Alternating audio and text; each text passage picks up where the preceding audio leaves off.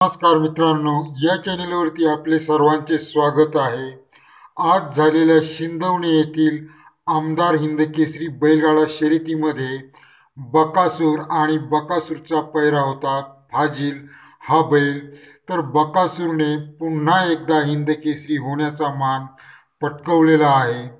महाराष्ट्रभर बैलगाडा शर्यत प्रेमींच्या मनावर अधिराज्य गाजवणारा बकासूर पुन्हा एकदा हिंदकेसरी झालेला आहे मित्रांनो. आणि बकासूर आणि फाजिल यांनी या बैलगाडा शर्यतीमध्ये 1 नंबर पटकावलेला आहे. मित्रांनो, आजच्या झालेल्या आमदार केसरी या बैलगाडा शर्यतीमध्ये एकूण बक्षिसेही 7 होती आणि या मैदानाची प्रवेश फी 1500 रुपये होती.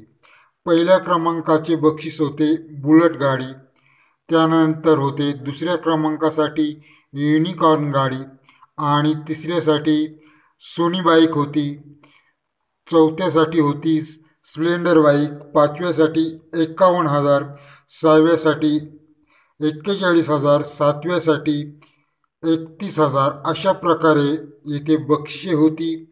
तर प्रथम क्रमांकाचे बक्षीस बकासूर आणि त्याच्या जोडीला धावला तो म्हणजे फाजिल. बकासूर आणि फाजिल यांची गाडी गट पास वेळेपासूनच चांगली धावत होती. तर यामध्ये गट क्रमांक 7 मध्ये बकासूर आणि फाजिल यांची गाडी विजयी ठरली. त्यानंतर शेमी क्रमांक 5 मध्ये बकासूर आणि फाजिल आणि त्यांच्या विरोधात अटीतटीची लढत देणारे ते म्हणजेच निंबाळकर सर यांचा सर्जा आणि पिस्टन 2211 यांच्यामध्ये शेमी क्रमांक 5 मध्ये अतिशय लढत पाहावयास मिळाली आणि बकासूर आणि फाजिल यांच्या गाडीने बाजी मारून विजयी ठरली. त्यानंतर यामध्ये गौतम भैया काकडे यांचा मॅगी आणि माणिक यांना 4था क्रमांक या मैदानावर मिळालेला आहे. त्यानंतर सुभाष तात्या वांगडे यांचा वजीर याला 3रा क्रमांक मिळालेला आहे.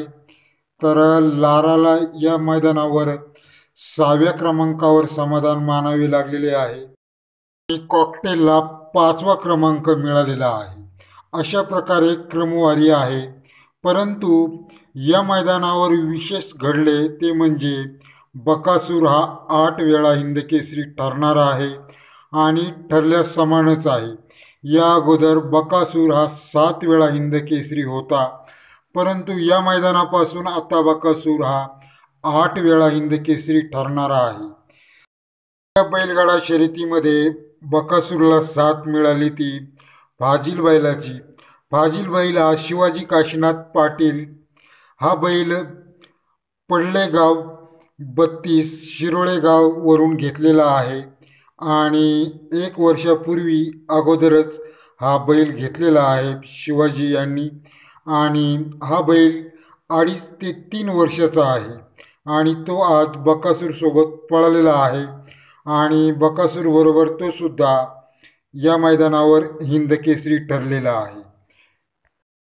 आताच पार पडलेल्या पुशेगावच्या हिंदकेसरी मैदानावर सुद्धा बकासूरला शेमी क्रमांक 4 मध्ये थोडा डिस्टर्ब झालेला होता आणि काही लोकांनी हा निर्णय पुशेगावचा बकासूरसाठी योग्य नाही असे सुद्धा सांगितलेले होते. परंतु आत्ता मात्र या मैदानावर जिंकून बकासूर हा डायरेक्ट हिंदकेसरी ठरलेला आहे आणि पुशेगावच्या मैदानावर राहिलेली सहनिशा आता या मैदानावर पूर्ण झालेली आहे आणि बकासूर हा हिंदकेसरी ठरलेला आहे. मित्रांनो, बकासूरने पुन्हा एकदा दाखवून दिलेले आहे की महाराष्ट्रामध्ये सर्वात टॉपचा बैल कोणता आहे ते सर्व बैलांना दाखवून दिलेलं आहे आणि बैल मालकांना सुद्धा दाखवून दिलेलं आहे. आणि प्रामाणिकपणे सर्व गाडा मालकांनी हे समजून सुद्धा घ्यायला पाहिजे की बकासूरसारखा इतका वेगवान बैल अजून तरी महाराष्ट्रामध्ये तयार झालेला नाही या घडीला. या अगोदर होऊन गेले खूप, मोठा लक्ष्या, छोटा लक्ष्या, मोठा सोन्या असे बरेचसे बैल होऊन गेले, परंतु या घडीला तरी बकासूरला तोड देण्यायोग्य दुसरा बैल हल्ली कोणता नाही दिसत. मित्रांनो, आपणास पुढील एक खुश खबर सांगत आहे की 18 तारखेला एक मैदान होत आहे आणि या मैदानावर सुद्धा बकासूर येण्याची शक्यता आहे. कारण तर या मैदानावर खूप मोठमोठी बक्षिसे असणार आहेत. पहिले बक्षीस हे 2.5 लाखाचे आहे आणि हे मैदान होणार आहे सोलापूर जिल्ह्यामध्ये सांगोला येथे. हे मैदान होणार आहे 18 तारखेला. तर या मैदानावर सुद्धा बकासूर आपणास दिसणार असे एक अंदाज माझा आहे. तर पाहूया या मैदानावर बकासूर येईलच अशी अपेक्षा करूया. त्याचबरोबर या आमदार हिंद केसरीच्या मैदानावर माणिक आणि मॅगी हे सुद्धा बैल खूप छान पळालेले आहेत. गौतम भैया काकडे यांचे हे बैल आहेत. हे दोनही बैल खूप वेगाने धावत होते. त्यानंतर सुभाष तात्यांचा वजीरसुद्धा येथे चांगला धावलेला आहे आणि लारासुद्धा 6वा क्रमांक मिळवलेला आहे लाराने. लारासुद्धा या मैदानावर खूप वेगाने धावत होता.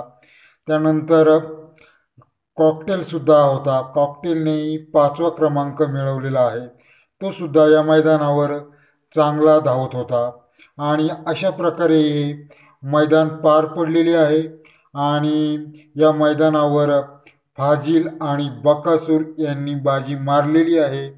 आणि पुशेगावच्या हिंदकेसरी मैदानावर जो काही बकासूरला डाग लागलेला होता की शेमीमध्ये बकासूरला निर्णय द्यायला नाही पाहिजेत होता, परंतु आत्ता सर्वांना दाखवून दिलेले आहे बकासूरने की कोण जास्त पळणारा बैल आहे ते या मैदानावर दाखवून दिलेले आहे. या आमदार हिंदकेसरीच्या मैदानावर पळण्यासाठी बकासूरला कोणत्याही प्रकारचा अडथळा आलेला नाही आणि भरधाव वेगाने इथे तो धावत होता आणि 1 नंबर केलेला आहे. बकासूरला मित्रांनो मैदानावर पळण्यासाठी कोणताही अडथळा नसला आणि पायरा योग्य असला तर बकासूर हा शक्यतो हरू शकत नाही. कारण ज्या मैदानावर बकासूरची हार झालेली आहे तेथे काहीतरी अडथळा निर्माण झालेला आहे. कोणीतरी साईडने काही मारत असते किंवा पब्लिक आत येत असते, गाडी कडेने लागत असते. अशा प्रकारे या कारणांमुळे बकासूरची काही मैदानांवर ही हार होताना आपण पाहिलेली आहे. तर मित्रांनो, भेटूया पुढील व्हिडिओमध्ये. धन्यवाद. चॅनेलला सबस्क्राईब करा.